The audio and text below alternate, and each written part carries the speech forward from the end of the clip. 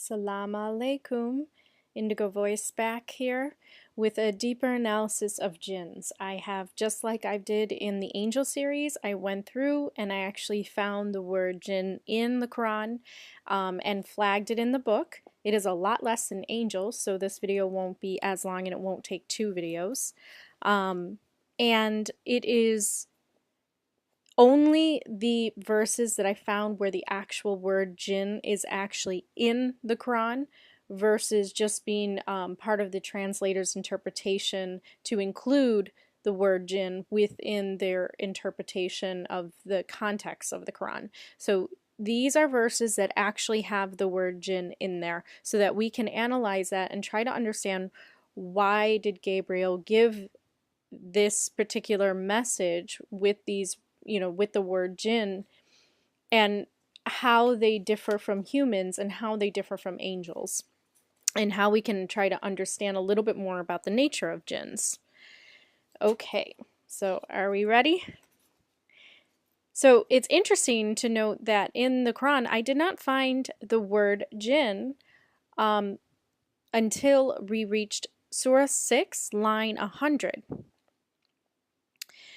Yet they make the jinns equal with Allah, even though Allah created the jinns, and they falsely, having no knowledge, give to him sons and daughters. Praise and glory be to him, for he is above whatever they have described. Okay, so this is the message for the people to understand that what has been going on is mankind has been manipulated and tempted into taking the jinns, these other creatures, these other beings, as equal to God, meaning that humans have actually worshipped them as God and have worshipped them as their creators. Okay, so this is very important information. And right now, Gabriel is saying that is completely false, that these jinns are actually bound by God and have been created by God, and it will go very much more into detail about that. Moving on to line 12. In this way, for every messenger, we did make an enemy, Satans among men and jinns, confusing each other with flowery talk, with lies that mislead. If your Lord had so willed, they would not have done it. So leave them and their inventions alone. Okay, so if we go back to the line previously, line 111, and even if we did send angels to them, and the dead did speak to them, and we gathered together all things before their very eyes, they are not the ones to believe, unless it is in Allah's will, but most of them are ignorant. In this way, for every messenger, we did make an enemy, Satans among men and jinns, confusing each other with flowery talk. So if we try to pick apart that message right there, Satan is actually a title that it's actually a description. It's an adjective to describe a certain type of person or a certain type of being. It's really about, Satan is basically a title for somebody that's trying to spread chaos and destruction. So here it is. We did make an enemy, Satan's, among men and jinns, confusing each other with flowery talk. Okay? In this way, for every messenger, we did make an enemy. So for every messenger that has been on earth, now this is some really, really deep knowledge that's being given. For every messenger that has been on earth, there has been made the opposition to that messenger. And what Gabriel is trying to tell Muhammad is that it is part of the plan. It is part of the testing from God. Because as a messenger is telling the truth, there needs to be that opposite side of that reality, of the truth. So there needs to be the lie and the illusion that's trying to fight that truth. And what happens is it creates a polar effect where people can then choose one side or the other. They either choose the side of the messenger or they choose the side of the opposing force. And what does that tell God? It tells God where your heart is. It tells God where your mind is. If you are for the messengers that have been given, or if you are for the oppositional force of God, trying to, not unite people, not take away from old traditions and cultures, and also have this, as many gods and goddesses that possibly can exist on earth. That is the opposite of what all the messengers have been trying to teach. All the messengers and the prophets have been trying to teach there's one God, worship one, don't have idols. And what's the opposite have done? The opposite side has been, no, have idols, have many gods, have many goddesses, do what you want, keep those traditions and those cultures going from the old pagan ways.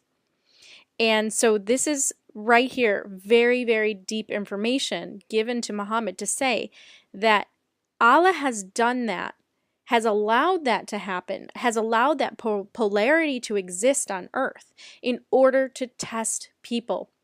For every single messenger, there has been an anti-message, or like an anti-messenger, basically. So there has always been somebody in power that have also preached their own ideologies or their own ways on the side of the messenger, and it has caused a bit of a schism in order for people to choose which side they were on. And this is how we are being observed and our deeds are being recorded. What side do you choose? Do you follow the message from God, from the messenger, or are you following the old pagan ways and the traditions coming from the opposition to this other message of God? So really, really deep information. And here it says right here, among men and jinns. Okay, so even jinns are actually included in the ability to choose between the sides. So Satan is the title for somebody that is here as an opposition of God, is to create destruction and chaos and division. And it happens among men and jinns, okay? So it even happens among other beings.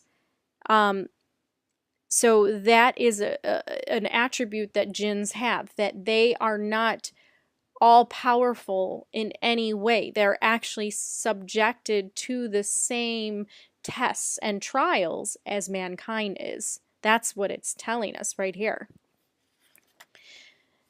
So if we go now to line 128.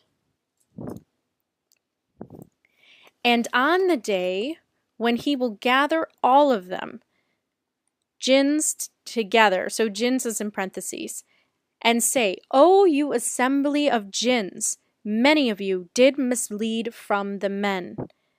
Their friends among men will say, Our Lord, we profited from each other, but we have reached the end of our term, which you did appoint for us. He will say, The fire will be your dwelling place. You will live in there forever, except as Allah wills, for your Lord is all-wise and all-knowing. Okay, so, and it says in line 129, and thus we make the wrongdoers turn to each other because of what they have earned. And back to line 130. O you assembly of jinns and men, did the messengers not come to you from among you, telling you of my signs and warning you of the facing of this day?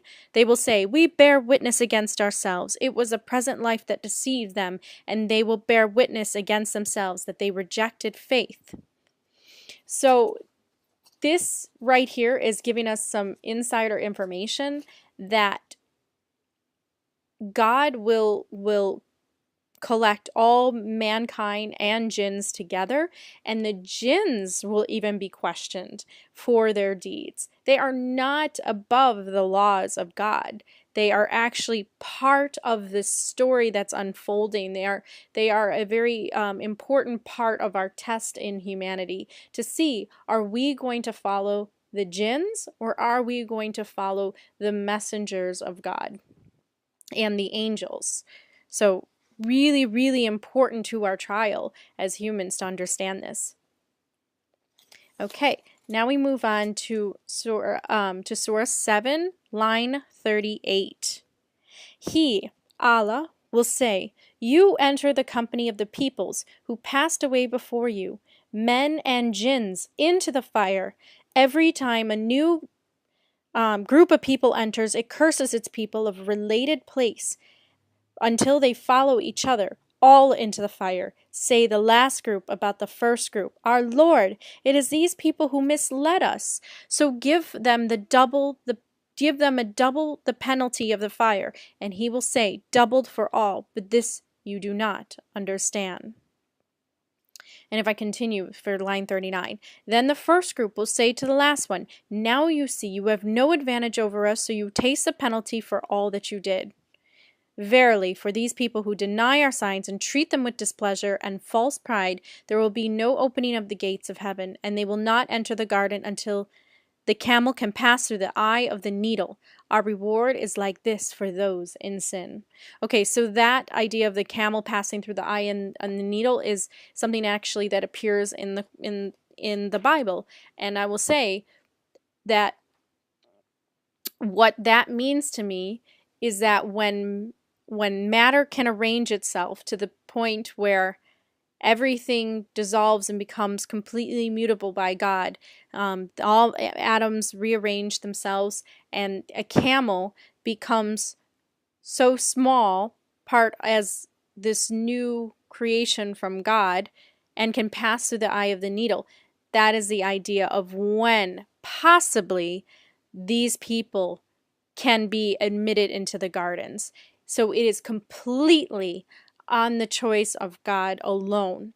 And I can't say that that's forever or that's infinity, because once again, if God wills for these people to find their way to the garden, well, that is part of the plan.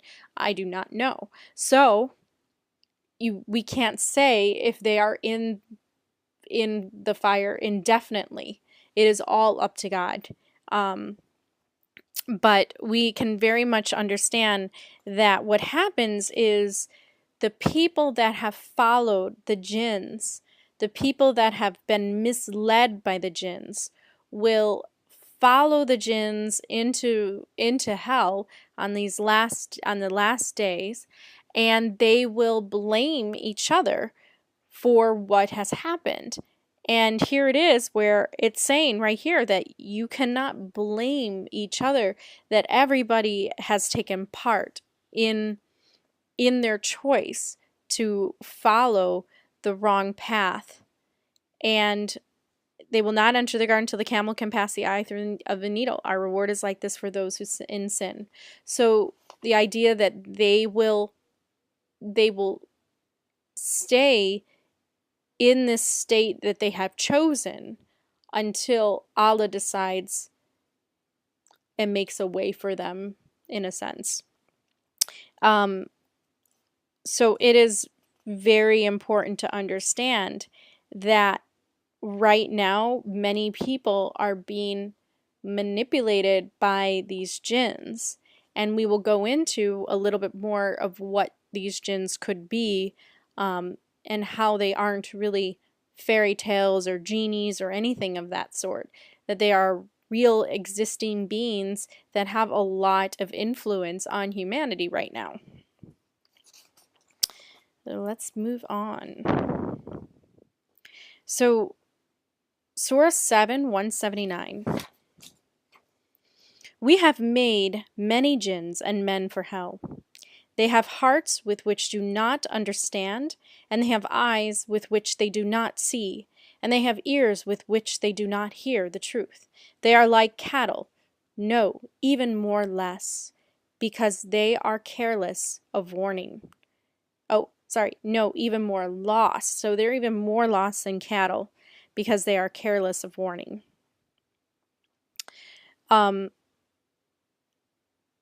So this right here is saying that as humans without faith are blind, there are jinns that exist that also have no faith and that are blind to the signs, and they're not able to understand or comprehend the signs and the truth from God. And so right here it's saying that jinns and mankind, even though they are two different species, they still are in communication with each other.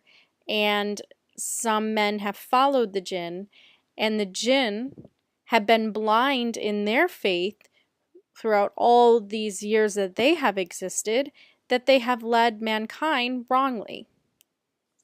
So it's the blind leading the blind. That's exactly what it is. All right, Surah 11. So we jumped over to Surah 11, line 119. Except those on whom your Lord has granted his mercy, and for this did he create them. And the word of your Lord is that I will fill hell with jinns and men altogether, has been already fulfilled. And then in line 120. All that we reveal to you, O Muhammad, from the stories of the messengers, with it we strengthen and affirm your heart. And in them comes to you the truth with a strong warning and a message to remember for those who believe.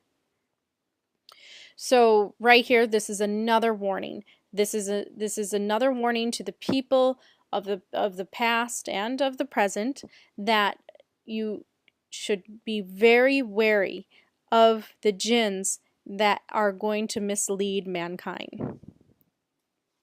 Okay. Jump over to Surah 15, line 27. Jinn appears again. And the race of jinns which we have created before from the smokeless fire. So if I read before that, it says, indeed, we created men from dried clay, earth that is capable of making sounds, from mud cast into shapes. And the race of jinns which we have created before from the smokeless fire. And remember, your Lord said to the angels, I am going to create man from dried sounding clay, from mud cast into shape. So when I have fashioned him, Adam the first man, in his proper measures and breathed into him the soul that I created for him, then you, angels, fall down prostrate in a show of respect. So the angels prostrated themselves, all of them together, except Iblis. He refused to be amongst who prostrated themselves. So this is where we can get an idea of the truth about Iblis. Let me go into it a little bit more here.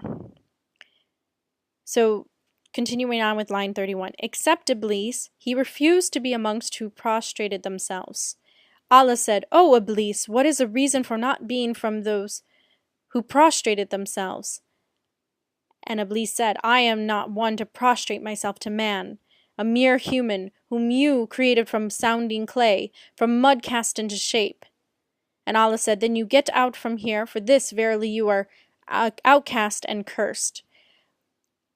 So this isn't the one where it talks about it, but there is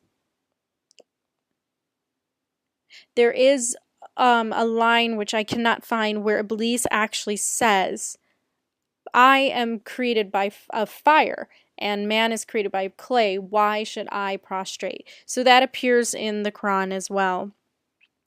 So that proves that Iblis, which is the Arabic version of Lucifer, and the idea that Lucifer was the fallen being and then became the devil or Satan in the title of, being the tempter of mankind. Iblis was a jinn, not an angel. An angel is a different species. A jinn is created with smokeless fire. And I went through that a little bit more to understand. And in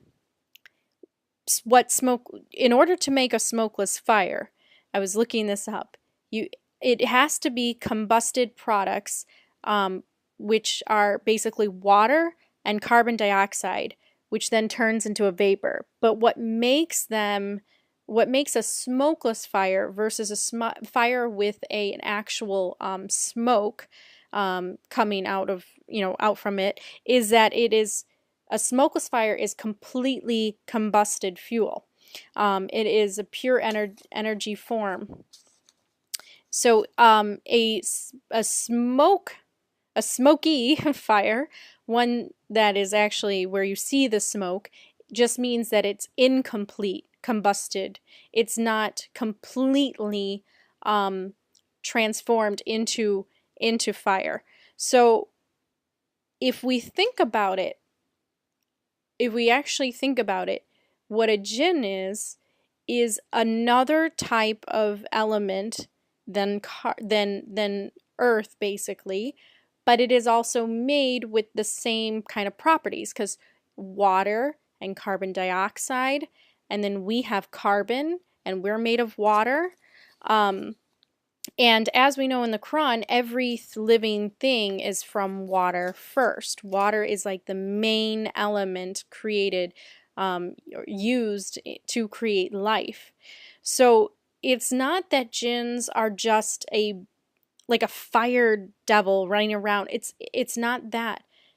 Jinns are actually very complicated and complex beings that are created with elements that we don't quite understand, but we are given a little bit of a clue that they are some form of plasma, or some form of highly combustible energy form.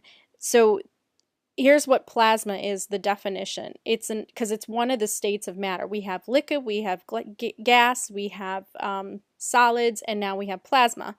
And we now have a fifth one that I was talking about in my other video, which is like a metal and a magnet, and it's like a superconductor. And they just found that in space. But this is the fourth state, is a plasma, which is defined as an assembly of charged particles called electrons and ions that react collectively to forces exerted by electric and magnetic fields.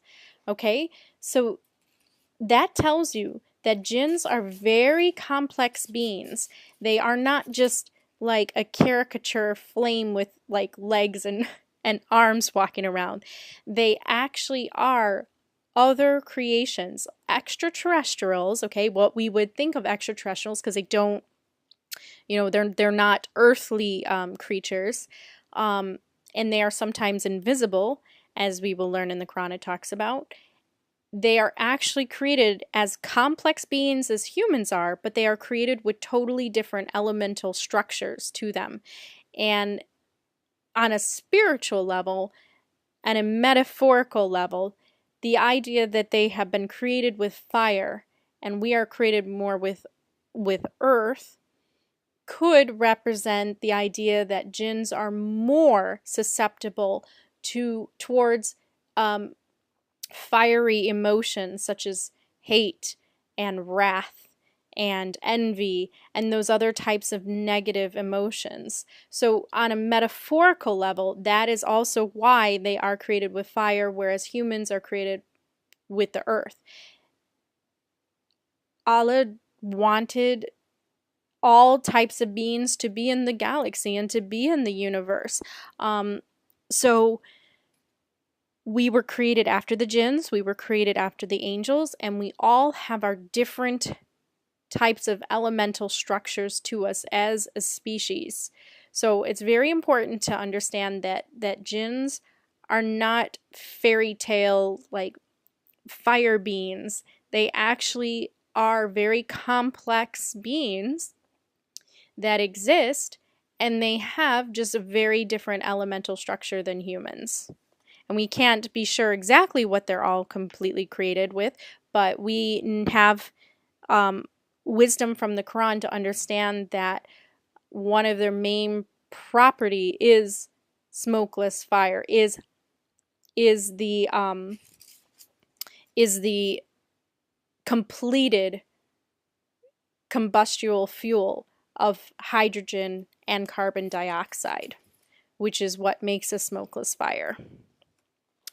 Okay, so that gets into a little bit more of like what their elemental structure can be like. But let's jump to Surah 17, 64, and 65. Lead to destruction those whom you can among them gradually. Oh, here we go. Let's do the one before. That's how the thing it is in the Quran. You cannot just start from one line. You have to see what's the line before it, what's the line after it, and then that's how you decode. So, line 63. Allah said, "Go your way. If any of them follow you, surely hell will be the repayment for you all, and enough it is for a repayment." Oh, so let's even go further than that, because this is the conversation between Iblis and God. So line 61, but Surah 17. And remember when we said to the angels, bow down, prostrate themselves to Adam, they bowed down except Iblis. He said, shall I bow to one whom you created only from clay? So that right there shows that Iblis was a being that was not created like humans and thought better of himself for it. Thought that his elemental structure was better and superior to humans. So let's read on. He, Iblis, said, do you see? This is one whom you have honored above me. If you will only grant me relief till the day of judgment, I will surely take his children under my control and mislead them all except a few. And Allah said, go your way. If any of them follow you, surely hell will be the repayment for you all, and enough it is for a repayment. Line 64. Lead to destruction those whom you can among them gradually with your seductive voice, and make attacks on them with your horsemen and soldiers. Together with them share wealth and children, and make false promises to them, but Satan promises them nothing but lies. Verily, about my Lord and true servants, you will not have authority over them, and you... Oh, my lawyer. Ugh, let me read that again. Verily, about my loyal and true servants, you will not have authority over them, and your Lord is all sufficient as a guardian of affairs. Okay, so what does that tell us about this? So, this is what happened when... See, it's a little bit different from the Bible, but it's similar in a sense. Yes, Satan did try to manipulate Adam and Eve, lying to them, saying that taking from this certain tree and taking from this fruit would make them angels or immortal. But what we find out is that after Satan, or after Iblis, I should just call him Iblis. So after Iblis decided to not prostrate to Adam, decided that he was made with better elements than humans, and he was far more superior and older and wiser and whatever else he was thinking, God knew then what this creature was. And it showed the direction that was going to take place for humanity. That Iblis was going to become a, I don't want to say a guide, not a guide, because he was a wrongful guide, but Iblis was going to become, well, yeah, like a tempter, basically. Just, he was going to become the illusion of this world. That anybody who followed that illusion and followed the lies that were propagated by Iblis through whisperings to different men throughout ages, and then they would teach the masses lies, or they would start wars and terrible, terrible human atrocities, and they would say and claim it was in the name of God. Those were the lies. And what Iblis is saying here is that I understand, I take my judgment. I will go to hell. But before I do, I will take many of these creations with me in order to prove to you that I am superior, or that these creations that you created are unworthy. So Iblis truly is not a friend to mankind at all. In fact, Iblis had an envy for mankind that could not be satisfied, even in his role as the tempter. And that is what we are seeing, is we see this world full of illusions and lies. And that is by the seeds planted. You know, Iblis did not have to walk around here on this earth as some kind of entity and just start to cause destruction. All Iblis had to do was just plant a few seeds of the lies and the manipulations about religion and about God, and it just kind of took on its own life of itself, and that's what we see today.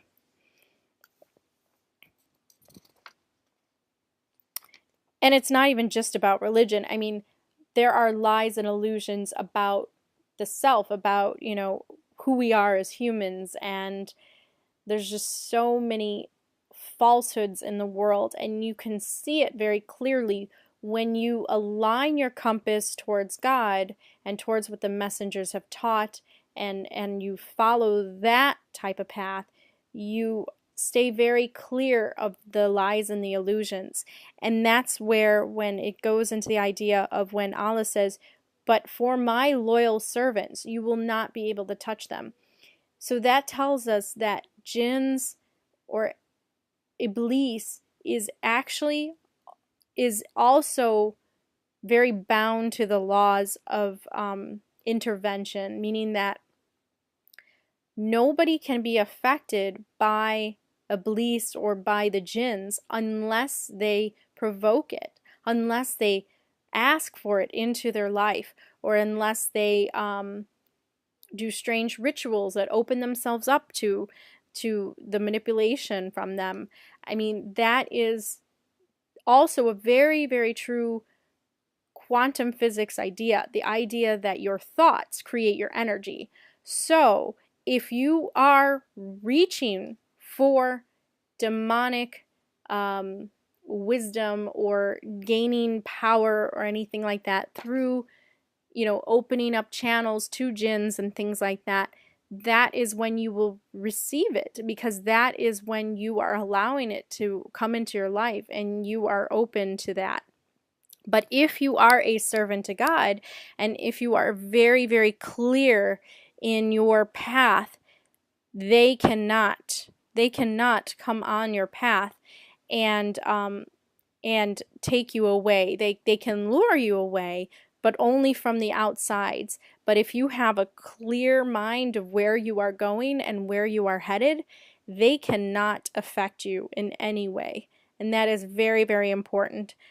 That is very, very important, because a lot of people, especially Muslims, I've seen it, I've heard it, and it comes from traditions and it comes from cultures, not from the Quran. But it comes from these ancient traditions and cultures, and the idea that jinns can possess people and that they can take over the body and things like that. That is total hooey, because we now know that if you are a true servant, you cannot be manipulated in that way. You cannot.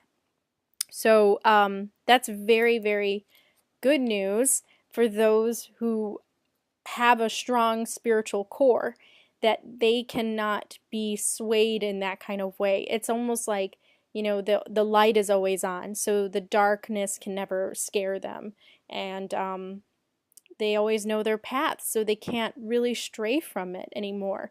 And I think, and I really believe that that's what it truly means to open your third eye and to become fully conscious of your actions and to operate from a higher consciousness place. You cannot then be swayed onto a different path. Okay, so let's go on. So it is awesome, awesome news. All right, Surah 17, line 88. Say, if the entire mankind and jinns were to get together to produce something like the Quran, they could not produce anything like it, even if they tried all together with help and support. And that is so true, and I'll keep on going here. line 89. And in this Quran we have explained to man every kind of similitude, yet the larger part of them refuse to be guided even a little, and that with thanklessness.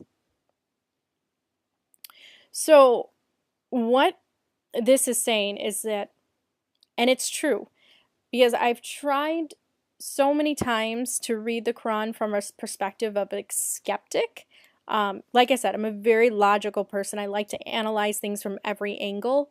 So I have tried to actually put myself in the eyes of a skeptic to try to see, is there a way that somebody could mimic the words of God and create the Quran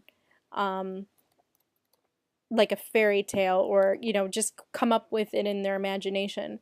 But there is no possible way, because the way it is written is from an outside voice, meaning it is written from a perspective that is not of earth. It is not of earth. The voice that comes from the Quran, when you read the Quran in its entirety, it is an objective voice about humanity. It is not even about Muhammad. It is actually about, it's not subjectively about Muhammad. It is not Muhammad reading to himself what he wants to read to people. It is actually an outsider coming into the world and telling Muhammad what he needs to say to people and what people need to realize about God. That is a very, very objective type of tone that this Quran takes. And yes, there are the laws and the traditions of the time, but remember, before it talked about in the Quran that the reason why the Quran has been given through these certain time periods and over these 23 years or so is because it's in order to prepare people for the information that's being given to them.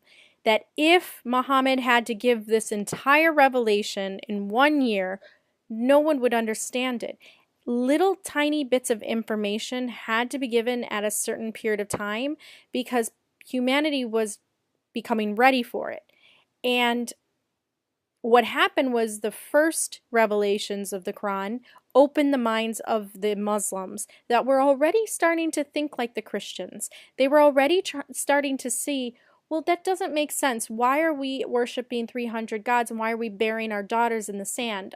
That doesn't quite make sense. When I look up to the sky and I see all those stars and I see all these celestial bodies, there's something beyond what these elite Mecca leaders are teaching. There's more truth. So the Quran is written from that perspective, the idea that it's an outside voice actually coming down into our world in order to guide humanity. It does not read in the voice or the tone of Muhammad. In fact, it is written from the perspective of a voice talking to Muhammad to talk to the people. It is an unbelievable book when you actually really dig down into the tone of the Quran. The tone of the Quran is morally righteous in an unhuman sense. I can understand it as a human now, but to be able to write the Quran in such hard times of immorality, that would mean that this came from somebody who was completely pure and away from the manipulations and the influence of society. So what this is trying to say is that if the entire mankind and the jinns, so other beings and mankind, came together and tried to write a book, they would not be able to do it without the guidance from Allah. Because everything happens through God. Everything happens from God. This Quran is a revelation from God as a third book to come down in order to rectify some of the mistakes that happened within religion. And unfortunately, in year 2016, we have more corruption in religion and even in Islam today. So it's really, really important to understand that where this Quran comes from, and it's calling out mankind and jinns, saying that if aliens or extraterrestrials had to make a book like this, they wouldn't be able to unless they were from a species that was completely aligned to God, like the angels. So, all right, 1850. So if we jump to Surah 18, this is where things get very interesting. And remember, when we said to the angels, bow down to Adam. So they all bowed except Iblis. He was one of the chief jinns, and he willfully disobeyed the command of his Lord. Will you then take him and his clan as your protectors rather than me? While they are enemies to you, evil will be the exchange for the evildoers. All right, let's bring this one piece by piece. So here we are.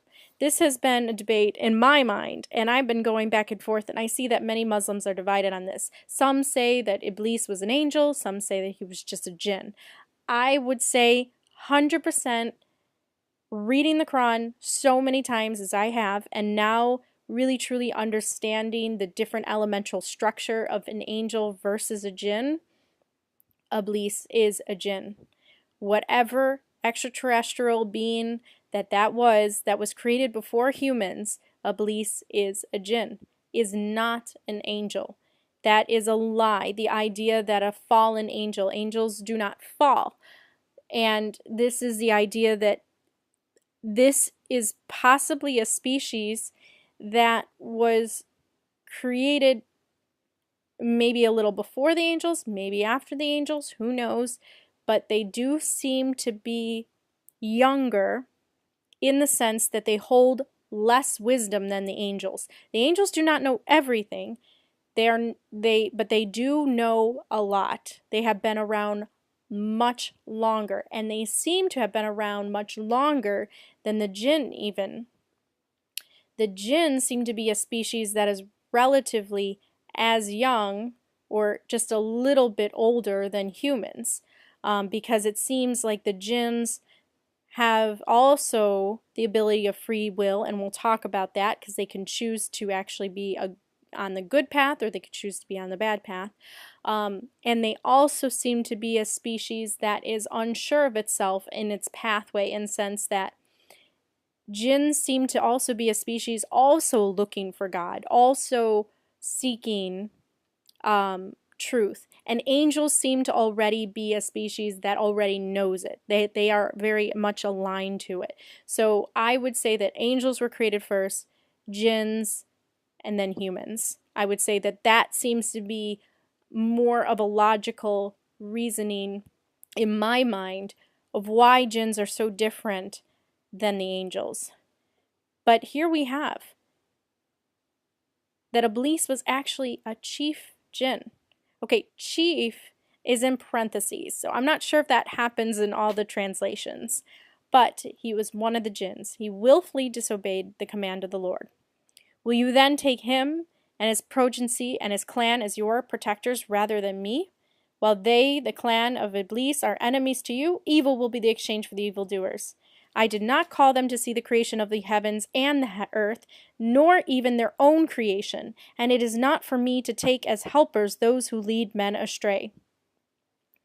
So, this is Gabriel telling Muhammad, giving him a glimpse of the past, that in the past there were the jinns that decided to disobey God in the role of being protectors and being respectful towards humanity.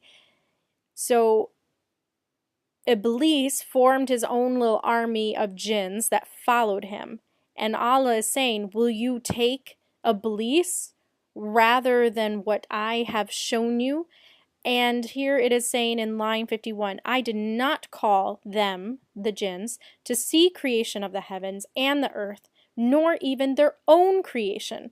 So it is so funny that sometimes we see today there are some jinns, there are some aliens that literally have channeled to humans. I have read it myself, that they are the creators of mankind. And here, right here, is line 51 actually saying, there's no way that jinns were around for the creation of the heavens and of the entire creation of the universe, because jinns are part of the creation. They were not a co-creator in that. So it is very, very interesting, and it's not for me to take as helpers those who lead astray, meaning that Allah is saying at this point, it is not within the truth of God to allow jinns, a sometimes confused species also trying to seek for the truth, to be helpers to God. That doesn't make any sense. The only helpers are angels because they are in closest alignment to what God desires for the universe. They fly around and they actually help creation move forwards, whereas the jinns are a creation just like humans. They may be elementally different and they may be a little bit older than us, but they are still on their search. And we learn that because later on in the Quran it does talk about how they have listened to the messages of the Quran, and they have listened to the revelations, and they have went back to their own species, and they have actually tried to tell them what they have heard. So they are also in search. And there was something very interesting that I read on the internet, and actually I saw a video of it. It was extraterrestrials saying, do you wish that we show up for mankind? And they admit that even though they don't believe in dogma and they don't believe in religion, they are on a search to understand and to connect to the one God or one source that they all have been created from. So it's really, really important to understand that these jinns do not hold anything above humans, and any kind of information that comes from them saying that they do is a false lie, and we are given the truth in the Quran to be able to discern from the falsehoods and the truth. Alright, so let's go to Surah 27, line 17. And before Solomon were gathered his armies of jinns and men and birds, and all of them marching forward in order and ranks. So there is something extremely interesting about Solomon, and I would like to do a series on Solomon because Solomon also is regarded as a very powerful figure in Freemasonry. Solomon is supposedly the only human, maybe not the only human, but at this time, a human that actually was given control of jinns and animals, could actually read the language of animals or understand the language of animals, and also had the jinns in his power in order to build and construct huge monuments and temples that humanly were not possible because of their geometric structure and accuracy. So Freemasonry is very connected to King Solomon's temple and the idea that they do hold this knowledge about the jinns being amazing architects and builders. And if you think about it, if you think about the pyramids, we know that they were considered one of the wonders of the world because they were created with such accuracy and geometric structure that a lot of people believe that they were built by aliens or extraterrestrials. And we learned that Solomon actually did use the jinns to be helpers to build in these temples.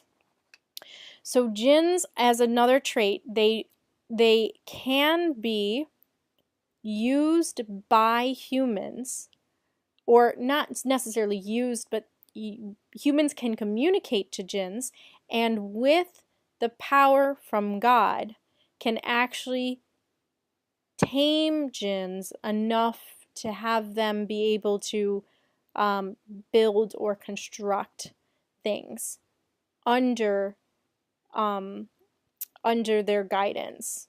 So it's really interesting, and it goes more into that about King Solomon. But I'll do another video on King Solomon because I want to show the connection and to show what the Quran says about Solomon versus what is out there about Solomon now, because there's a lot of lies and a lot of falsehoods about Solomon. All right, 2739. So this is where it gets very, very interesting. So yes, so there was armies of jinns.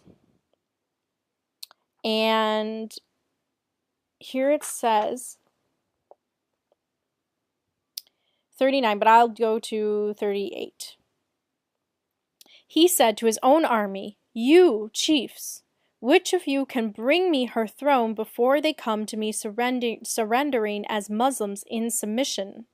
So they're talking about Queen Sheba, bringing Queen Sheba's throne, which had a sun symbol on her throne, and supposedly King Solomon was trying to teach people about Islam, of not having the imagery and the sun worship. King Solomon was under the servitude of being a servant to God. So he was trying to teach mankind the truth about God and how God is more than the sun. So here King Solomon is saying to the jinns, "Which of you will go and fetch me her throne before they come to me surrendering as Muslims in submission?" Said an Ifrit from the race of jinns. Okay, so I read about an Ifrit. An Ifrit is a type of being, kind of like a genie, but it's also considered a jinn. "I will bring it to you before you get up from your court. Truly I have the full strength for the deed, and I am trustworthy for such work and service to you." Said one who had knowledge of the scripture, "I will bring it to you by the blinking of an eye." Then, as Solomon saw it placed firmly before him, he said, "This is by the grace of my Lord, to test me whether I am thankful or unthankful. And if anyone is thankful, truly his gratitude is only for the good, for his own soul. But if anyone is unthankful, truly my Lord is free from all needs, all bountiful." And he said, "Change her throne, that it is beyond recognition by her, to let her see whether she is guided to Allah or she is one of those who takes no guidance." So we are seeing now that the jinns move very fast, that they were able to appear in front of Solomon, reappear in front of the throne of Queen Sheba in Ethiopia, and then bring back that throne to Solomon, or switch it out in some kind of way. I don't know. I'll do a whole video on King Solomon, Queen Sheba. It is a fascinating story. But yes, so that is another attribute of jinns, that they actually were under the control of Solomon.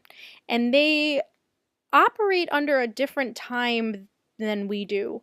They seem to move as quick as angels, maybe not as fast, but they definitely have the ability to pop in and out of visibility, and then also to move so fast that they can make things appear really fast. And that's where the idea of genies came from, that when people rubbed their lamps, that their wishes and desires would come like that. So this idea of speed of jinns does exist, that yes, jinns are fast.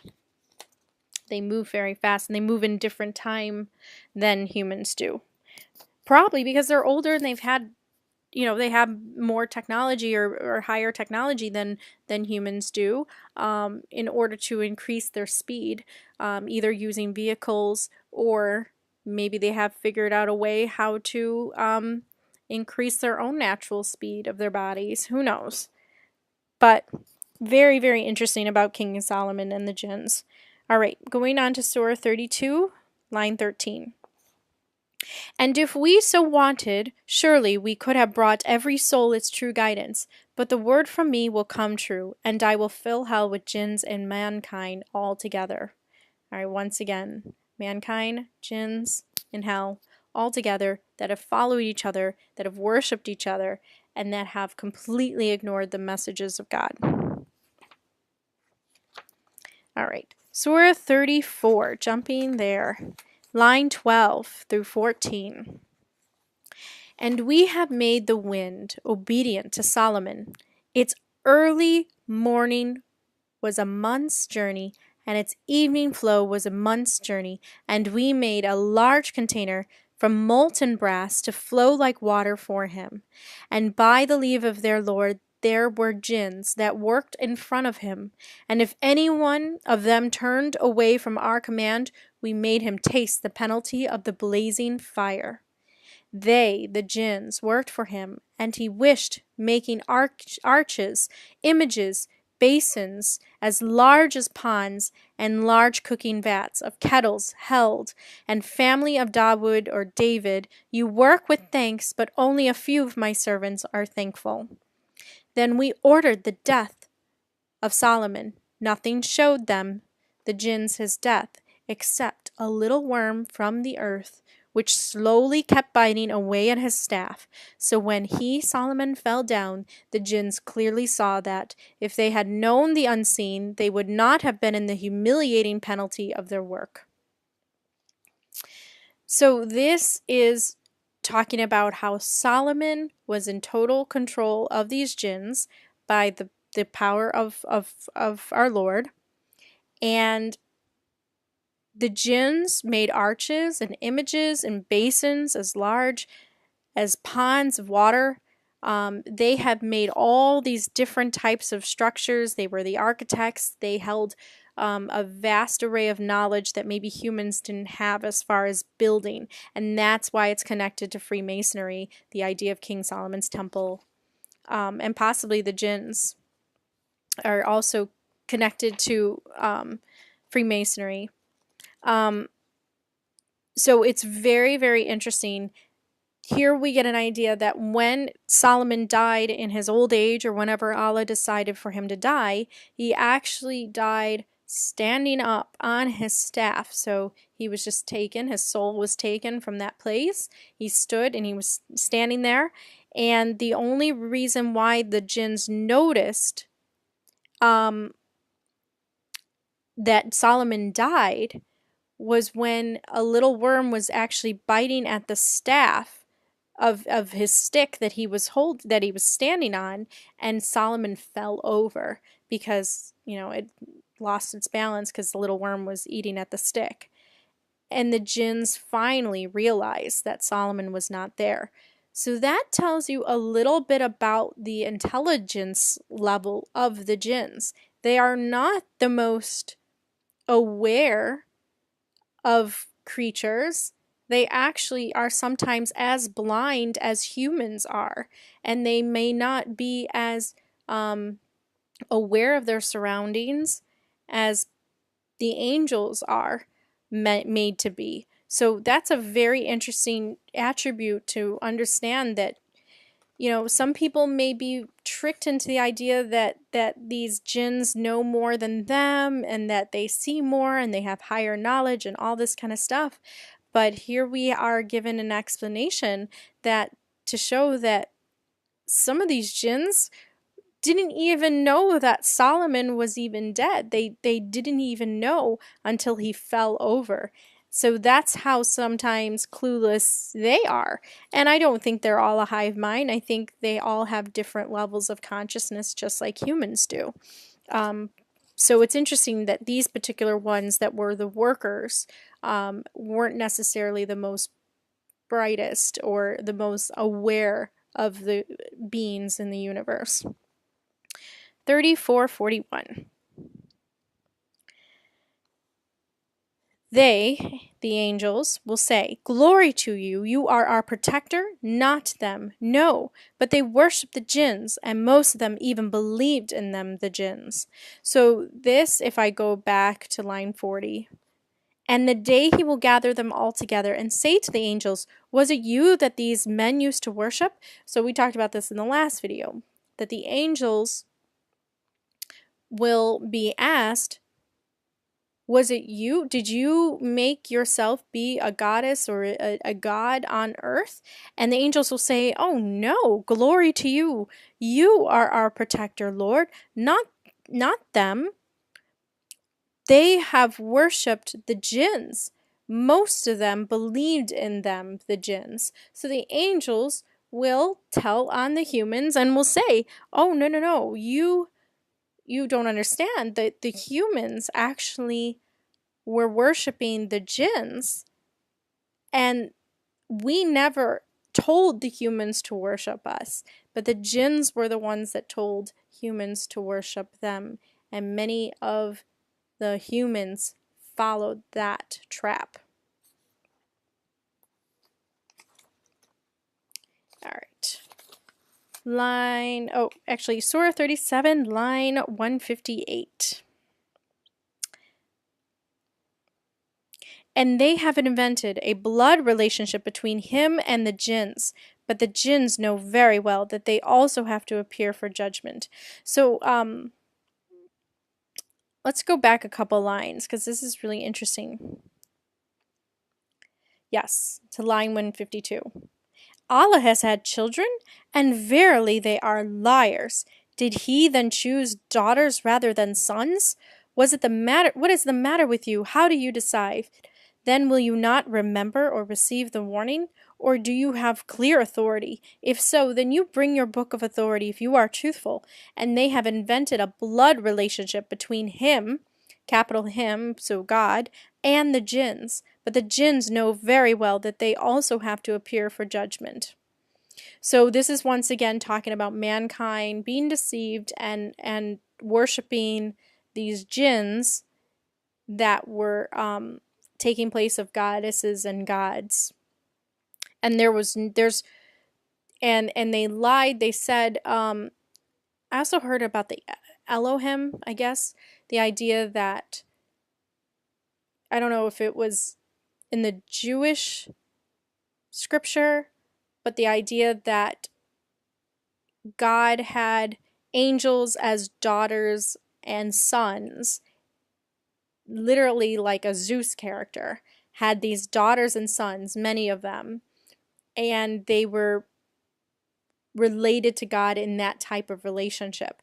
And here is the Quran saying, no, no, no, no. There is no type of blood relationship with God. God is the creational energy of us all.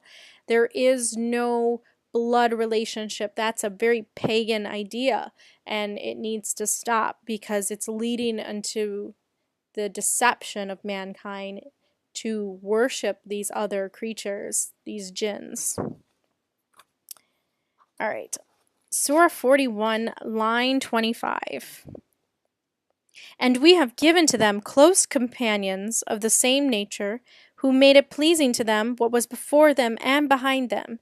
And the sentence among the earlier generation of jinns and men who have passed away before them is clearly against them, for they are totally lost." So, right here. So the sentence of the earlier generation of jinns and men is, what happens is that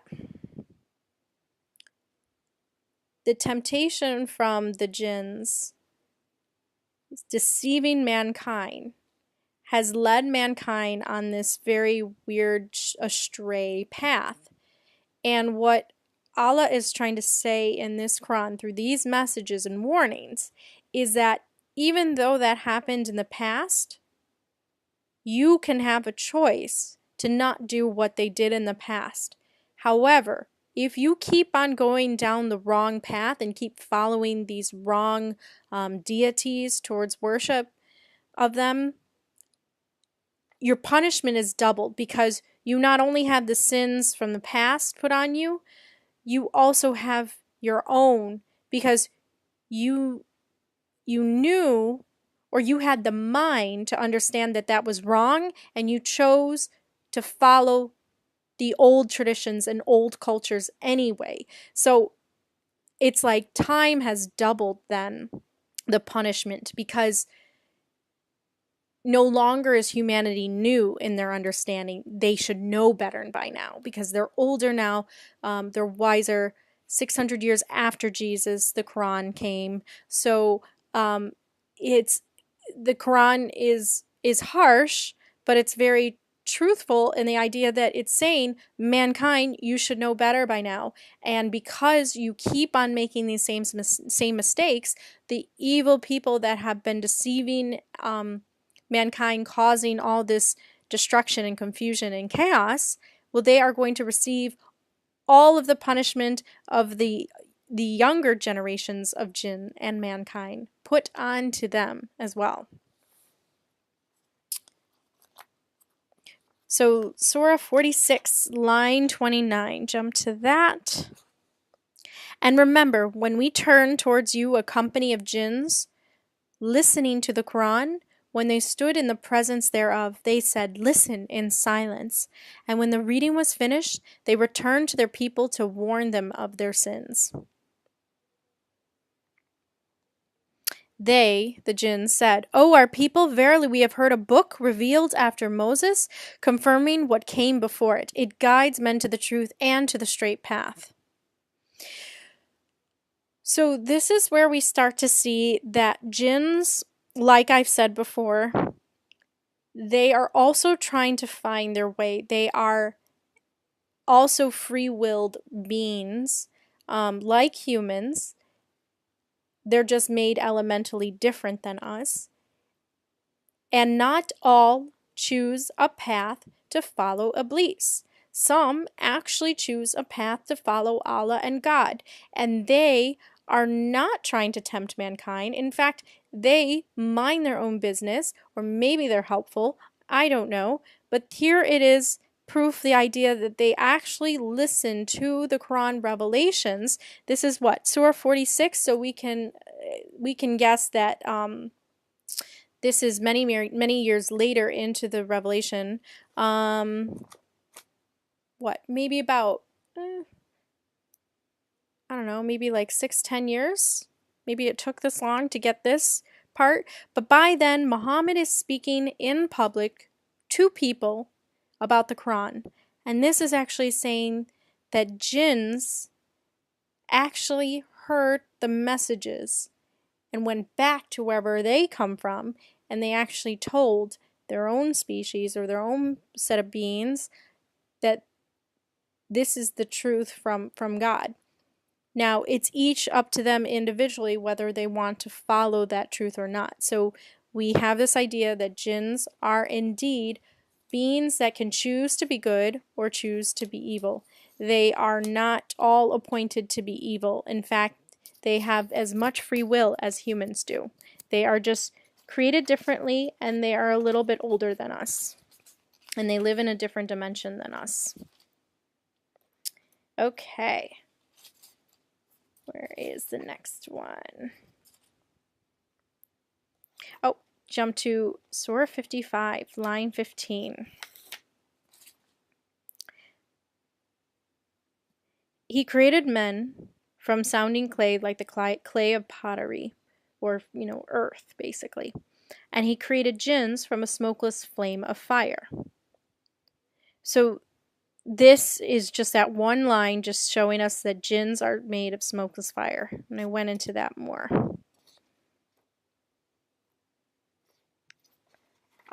before. 72, line 1. This is when next the word jinn appears. Surah 72. Say, it has been revealed to me that an assembly of jinns listened to the Quran. They said, verily, we have really heard a wonderful recitation, and it gives guidance to the right path, and we have believed in it. We shall not join any gods with our Lord. and unequaled in the majesty of our Lord, he has taken neither a wife nor a son.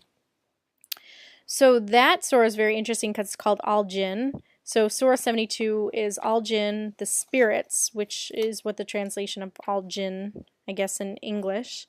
And this is talking about, this is a whole surah on the jinn. So let me read everything. So that was line 3. So let me go here.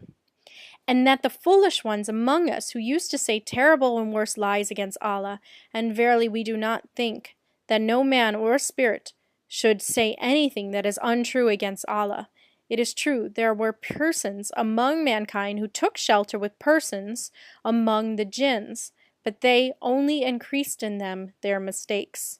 And they used to think, as you thought, that Allah would not raise up anyone to judgment, and we have wanted to reach the secrets of heaven, but we have found it filled with strong, unfailing guards and flaming fires.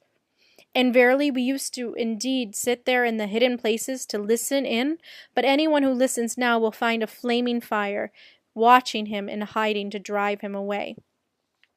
So this is all written in quotations. This is the jinn talking to their own kind, showing what the jinn are actually saying. And in talking to their people, they're also narrating the events of what has happened. That jinns are energetic beings that have managed to, some of them have managed to manipulate mankind, and some mankind have taken shelter within the jinns, thinking that they are their gods and creators. And jinns also were creatures of disbelief. They did not believe that God would raise them up for judgment. And they also wanted to reach the secrets of heavens, but they found it filled with strong guards and flaming fires. So what we can now preclude is the idea that jinns are bound to this dimension. They cannot reach the heavens and go into the dimension or the spiritual space. And I showed you in my like drawing of basically the different dimensions in the higher consciousness and lower conscious video. So what I was saying is that, you know, jinns only can enter in the physical space, that is the physical material space, that is both non-material and then a material space, so, you know, plasma and other states of matter. And then when jinns are dead, they enter into the consciousness state of hell or heaven, depending on where, you know, what path they lead. This shows that they have tried to reach the secrets of heaven, but they have been met with guards. So they are not very powerful species. They can't reach the realm of God. They are not above angels, and they are not above humans in the sense. They are just different beings that are searching as well, and sometimes they are met with the flaming guards, which are the angels, because possibly they only want to reach the heavens, the secrets of heavens, in order to manipulate mankind even more, and possibly to control the heavens. I mean, if you really think about it, you want to think about the most extreme opposition that a jinn can possibly become. They can become pretty evil enough to want to reach the secrets of heavens, reach that dimension in order to take control of everything down here. And they are met with guards and flaming fires because the true reality of their intentions are brought forth, and the angels know what they are really up to. So that's an attribute of jinns. Now this is very interesting. But like I said, they are not necessarily smarter than us. They are older, and they definitely have been created differently than us, but they are still in search of answers. And here is something very interesting here. Line 9 in Surah 72. And verily we used indeed to sit there in the hidden places to listen in, but anyone who listens now will find a flaming fire, and watching him in hiding. So here is the jinn saying that they actually used to try to manipulate mankind by listening in. So maybe they were hovering above our atmosphere, but they have been driven away by the angels trying to protect the humans. So it's not very easy for them to do. There's not a plethora of jinns that are able to listen on humanity because we are so protected by the angels. But here's a very interesting, this is what I was trying to get at. This is a very interesting way of understanding the perspective of jinns.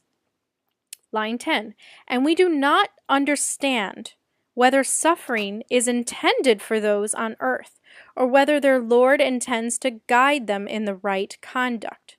There are some among us who are righteous, and some that are the opposite.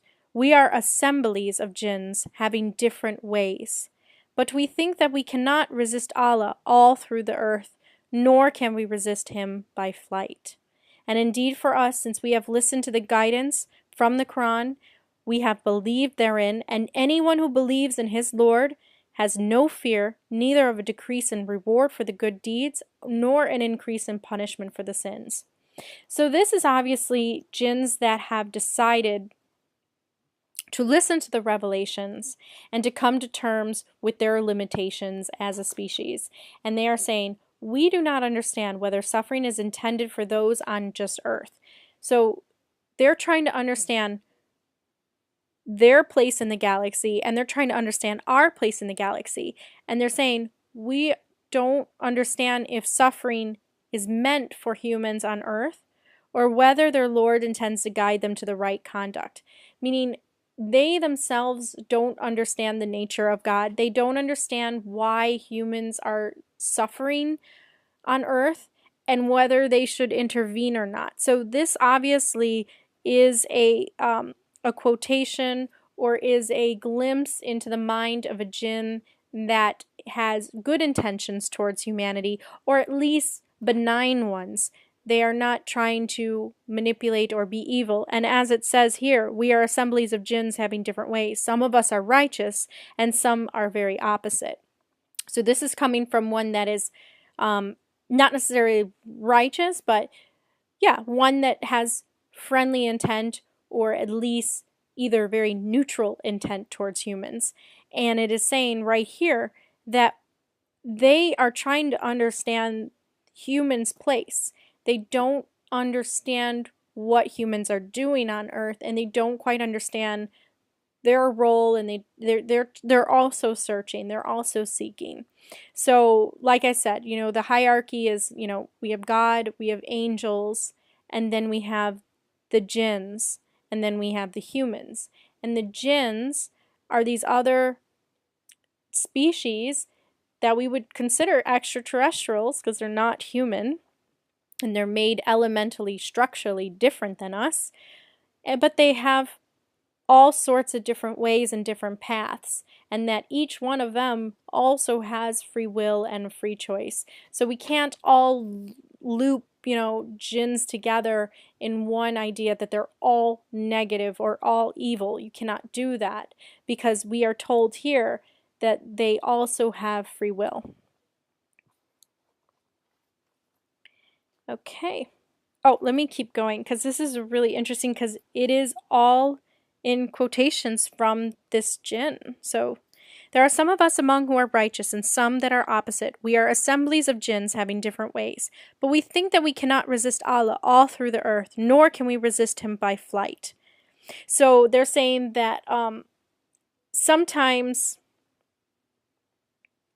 they may think that they are able to fly away from the control of God, or to resist the control of God, but they can't. And they discovered that some of them have, at least, that they have discovered that they are bound to the natural laws of God as well as humans are. Even though they might have the power of flight, they still have to follow the laws of God.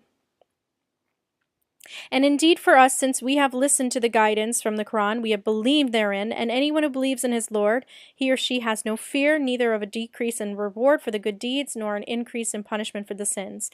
And among us are some who would submit their will to Allah as Muslims, and some who wander away from justice. Now those who submit their wills, they have sought the right path, and those who wander away, they are only fuel for fire of hell. If they had only believed in Allah and walked on the right path, we should certainly have granted kindness to them and bountiful rain. So this is and Allah's messages. So saying that Allah's message to the jinns are even to the jinns, that if you have found the right path, that you also would experience the rewards that humans would experience. That we might try them by means. And if anyone turns away from remembering his Lord, he will cause for himself to undergo a severe penalty. So, jinns are even tried as humans are. And the places of worship are for Allah alone. So do not pray to anyone along with Allah. And when the one devoted, the prophet to Allah, stands forward to pray to him, they, the jinns, just make around him a dense crowd, as if sticking to one another over the other to listen. Say, I do no more than call upon my Lord, and I do not join any false gods with him. Okay, so let me just say this. In line 19, Surah 19, jinns is in parentheses. So that's part of the translations. So it actually can mean that the people that were listening to Muhammad, the human people, were actually crowded around and sticking together to listen to the revelations. So that doesn't necessarily mean the jinns there.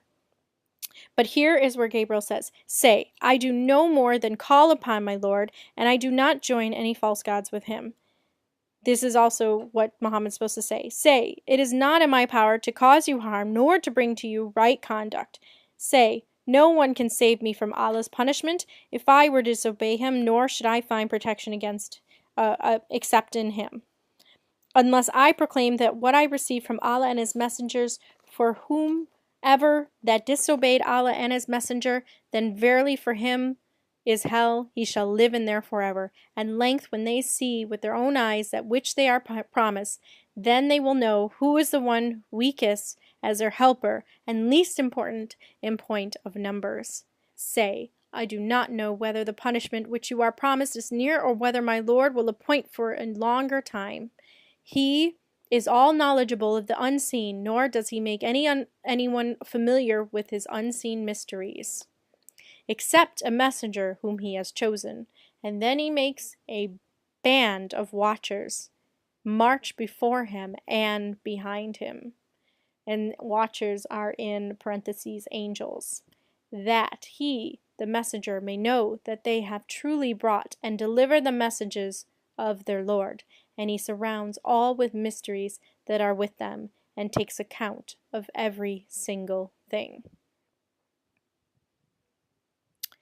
So this is saying that the messengers that are chosen by God are actually surrounded by the angels in order to protect the messenger and protect the prophet,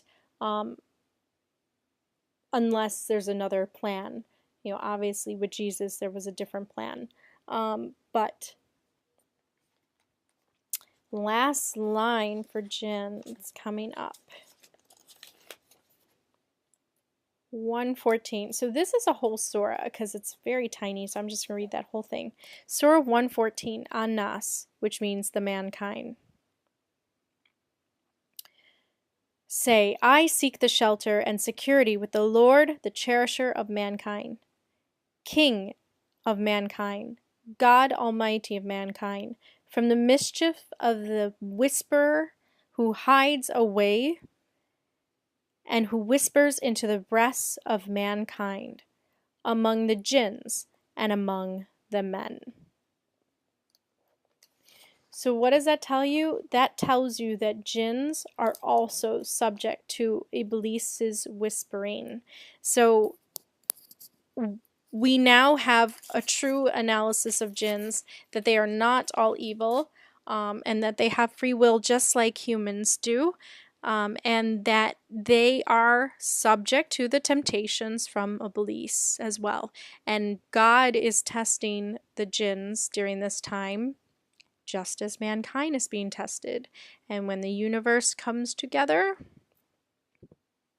all jinns, all mankind, everybody will be brought together in order to be shown what they have each done on Earth and around the universe.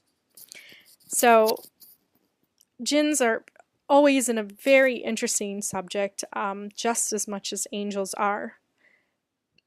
I think the Quran gives a lot of soothing and a lot of hope for people, because a lot of times religion was used to keep people in fear.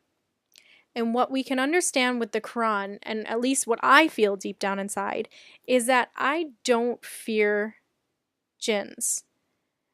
I don't think that God wanted us to fear jinns. We should be wary and we should be discerning.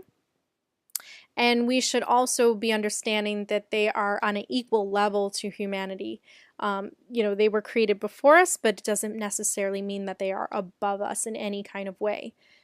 So the Quran, what it does, it almost dilutes the power of jinns, and it takes away this false idea of demons running the show. Yes, demons is a sense of the minions that follow Iblis and cause destruction and chaos. However, as I said before in my videos, God does not create evil things or evil beings like a game of chess. God doesn't create good beings and then bad beings and then watch us fight it out. God creates everyone with the capacity to choose their own path. And even the jinns have that ability. So what the Quran does is it takes out that fantasy element and also that fearful element of being possessed by demons and having demons attack you, in the middle of the night or whatever. You now can understand that the jinns are actually beings that are subjected to the laws that God has provided even mankind. So if you are a believer in God, and if you do not invoke the jinns in order to come into your life and to become companions with them and to do business with them, as many humans have started to do, in order to receive certain rewards or things like that in life, you won't experience them because they won't be in your reality. You haven't called them into your reality. And I keep telling people this. A lot of people ask me, they're like, well, how, do you ever experience negative entities? Do you ever experience demons? Have you ever had that? And I'm like, no, never. I've never experienced anything of a negative energy in my life. And I believe that is because I have always been a true believer. And since my spiritual core is so focused on God and is so focused on the angels, it's like I accept that guardianship. I accept that protection again, around me. So they can't touch me. In a sense, I have a shield around me. And I feel that that's really important to have. Like I said, not all jinns are bad. It's the same as we would say not all extraterrestrials are bad. There are some that are manipulating mankind, and there are some that truly just want to help us, and there are some that are really neutral. They really don't care, and they could care less about humanity, and they are in search of their own answers and their own spiritual awareness. So, there's all sorts of spectrum of where jinns are coming from. But we need to stop the superstitious idea that jinns are waiting for us, and are almost like these dark entities just following us around trying to tempt us. That's not how it works. We have to be susceptible to the temptation first. And if we are, then we become targets. So just keep that in mind. And if you stay aware, live in your higher consciousness, and apply it to your everyday life, nothing can touch you. You are strong and you are protected by God. So thank you so much for listening, and that concludes the video on jinns. It's a lot less than angels, and there's probably a good reason for that. So salam, and I will see you on the next video.